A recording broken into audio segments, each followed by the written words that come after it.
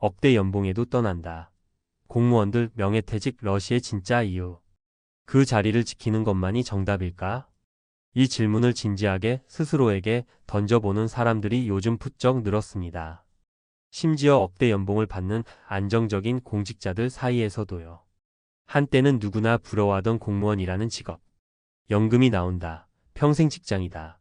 일단 들어가면 노후가 편하다는 말이 많았죠.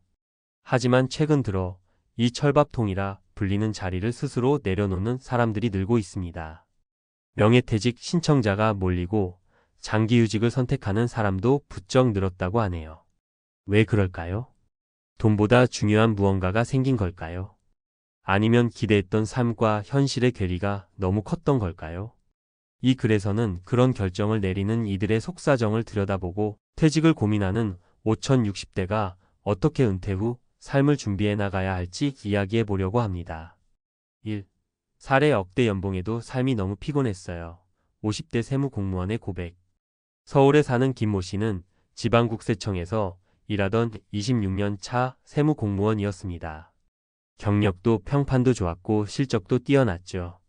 명예퇴직 소식을 들은 주변 사람들은 깜짝 놀랐습니다. 연봉 1억 넘는 자리였잖아. 왜 그만둬? 하지만 김 씨는 이렇게 말했습니다. 출근이 너무 괴로웠어요. 아침부터 가슴이 답답하고 잠도 제대로 못 자고 사람도 너무 지쳤고요. 이젠 진짜 저 자신을 위한 삶을 살고 싶었어요. 그는 명퇴 이후 시골로 내려가서 텃밭을 가꾸고 작게라도 유튜브 채널을 운영하고 있습니다. 많이 벌진 않아도 마음이 너무 편해졌어요. 이게 진짜 삶이구나 싶어요. 그는 이렇게 말했습니다.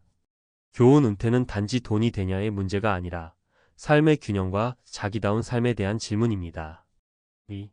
사례 나는 나중이 아니라 지금 행복하고 싶다. 40대 초반 행정공무원의 휴직 선언. 경기도의 한 시청에서 근무 중이던 이모 씨는 41세, 일찍 임용된 엘리트 공무원이었습니다. 아이도 어리고 남편도 맞벌이라 모두가 지금은 버텨야 할 때라며 말렸지만 그는 과감히 1년 무급 휴직을 선택했습니다. 하루하루가 너무 무의미했어요. 내가 뭘 위해 이렇게 사는지 모르겠더라고요. 그냥 쉬고 싶었어요. 나중에 60 넘어서 쉬기엔 너무 늦을 것 같았고요. 그녀는 지금 강원도 시골의 작은 책방에서 책도 팔고 글도 쓰며 시간을 보내고 있습니다. 물론 돈은 적게 벌어요. 근데 매일이 살아있다는 느낌이 들어요. 교훈 은퇴는 숫자의 문제가 아닙니다. 삶의 방향성과 자기 만족도가 핵심이죠. 3. 사례 퇴직 후 제2의 전성기가 시작됐습니다. 60세 기술직 퇴직자의 반전 인생. 60세의 공직에서 정년 퇴직한 장 모 씨는 전기 관련 기술직 공무원이었습니다. 남들은 다 쉬라고 했지만 그는 유튜브를 시작하고 동네 소상공인을 위한 전기 안전 강의도 열었습니다. 처음엔 노는 게 좋았어요. 근데 막상 3개월쯤 지나니까 허무하더라고요. 그동안 해보고 싶었던 게 떠올랐고 지금 아니면 못하겠다는 생각이 들었죠. 지금 그는 은퇴 후에도 월 10만 200만 원씩 수익이 생기고 사는 맛이 난다며 하루하루가 즐겁다고 합니다. 교훈 은퇴는 끝이 아니라 다시 시작일 수 있습니다. 기술, 경험, 지식이 있다면 더 늦기 전에 펼쳐야 할 때입니다. 왜 이렇게까지 공무원들이 떠나는 걸까? 그럼 다시 질문으로 돌아가 볼까요? 억대 연봉, 안정적인 직장, 평생 연금이 보장되는 공직사회에서 왜 이토록 많은 이들이 명예퇴직과 휴직을 선택하고 있을까요?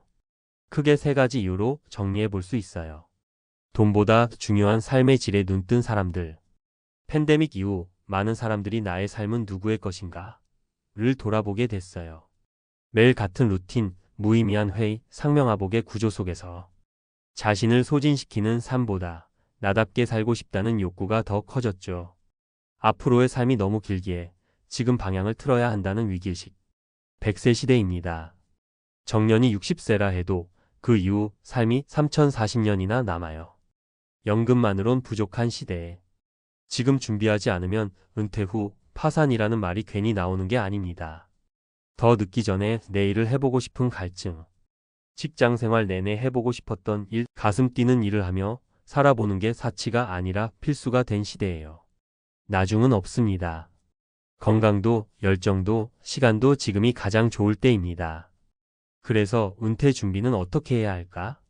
이제 중요한 건 내가 언제 떠날지보다 떠난 후 어떻게 살 것인가입니다.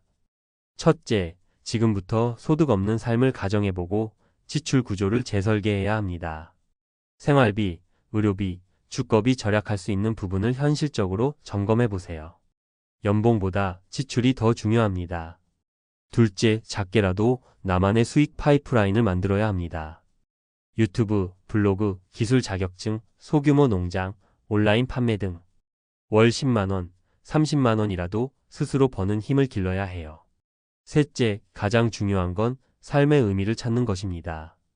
일이든 봉사든 취미든 내가 매일 아침 눈을 뜰 이유가 있는지 그것이 진짜 은퇴 준비입니다.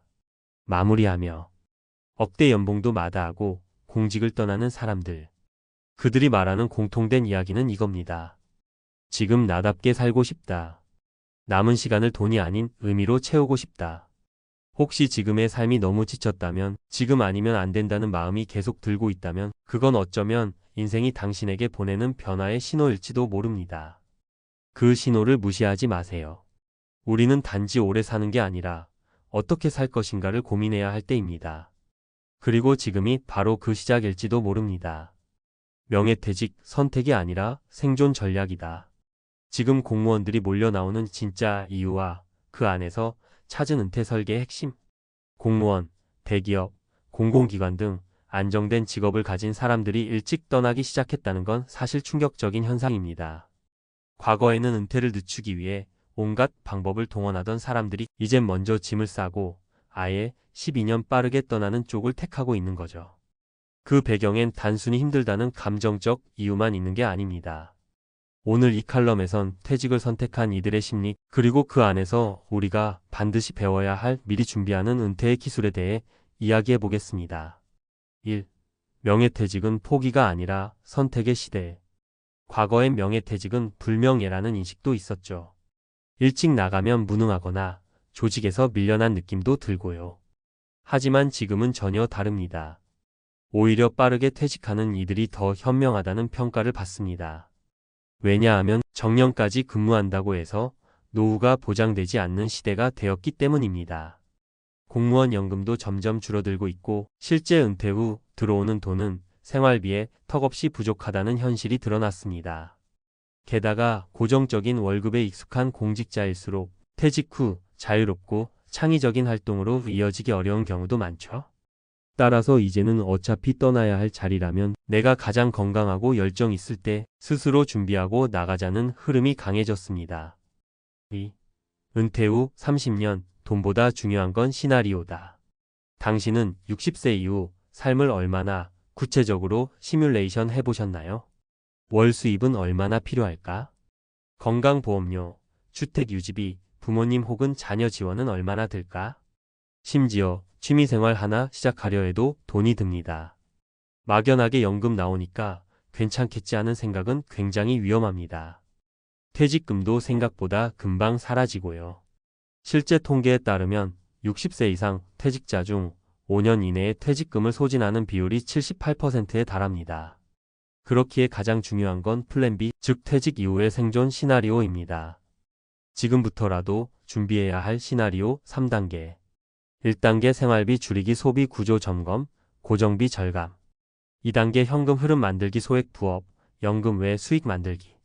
3단계 의미 있는 시간 확보 은퇴 후 우울증 무기력감 예방. 이걸 준비하지 않으면 억대 연봉을 받았던 사람도 퇴직 후 몇 년 만에 무기력과 불안에 빠지게 됩니다. 3. 일하지 않는 삶이 아니라 내가 선택한 일을 하는 삶. 은퇴는 단순히 쉬는 것이 아닙니다. 사실 대부분의 사람은 일을 그만두면 행복할 거야 라고 생각하지만 막상 일을 멈추고 나면 허무와 외로움, 존재감 상실에 시달립니다. 그래서 중요한 건 은퇴 후에도 나만의 일을 계속 갖는 것입니다. 그게 꼭 돈이 되는 일이 아니어도 괜찮아요. 자격증 따서 동네에서 소규모 강의하는 분. 전직 교사가 독서 모임을 열고 지역사회와 소통하는 분. 작은 텃밭을 가꾸며 자연을 벗삼아 지내는 시골 생활자. 이런 분들은 은퇴 후에도 눈이 반짝반짝합니다. 나는 지금도 사회에 연결되어 있다는 확신이 있기 때문입니다. 4. 우리는 이제 은퇴 후 30년을 디자인하는 시대에 살고 있다. 앞으로의 은퇴는 과거와 전혀 다릅니다.